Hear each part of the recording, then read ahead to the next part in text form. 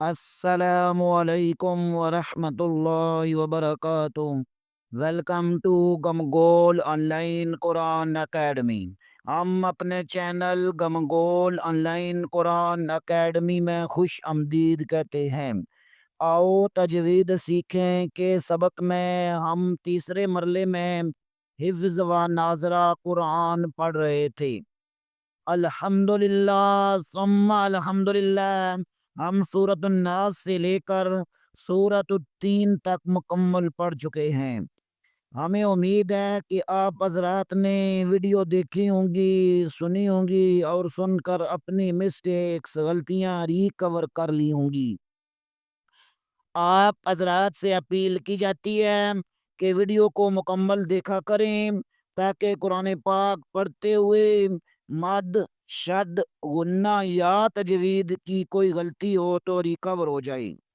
उसी सिलसिले को आगे बढ़ाते हुए आज हम सूरत 3 को फिर दोबारा रिपीट करेंगे।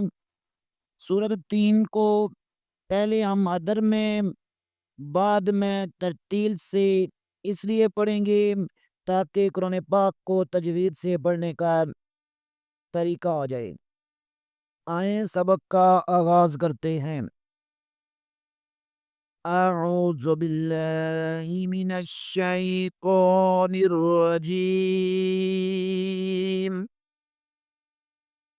बिस्मिल्लाहिर्रहमानिर्रहीम। والتين والزيتون وطور سينين وهذا البلد الأمين لقد خلقنا الإنسان في أحسن تقويم ثم رددناه أسفل سافلين إلا الذين آمنوا وعملوا الصالحات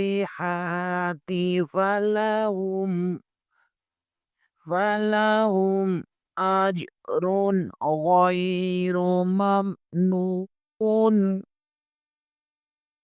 فما يكذبك بعد بالدين أليس الله بأحكم الحاكمين। आइए अब तरतील से बढ़ते हैं। बिस्मिल्लाहिर्रहमानिर्रहीम।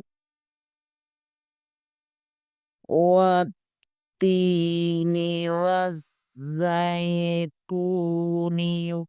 طور سينين وهذا البلد الأمين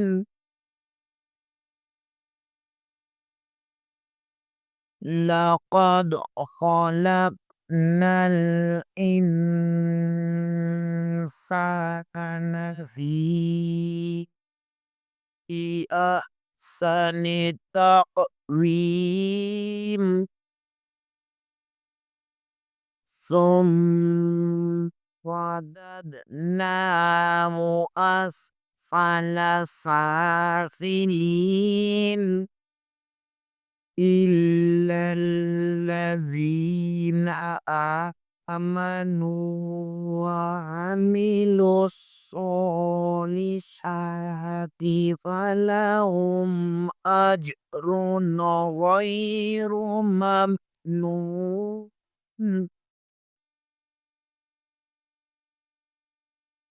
وما يكذبك بعد بالدين أليس أو بأحكم अहकामिल हाकिमीन अलैहिस्सलाहु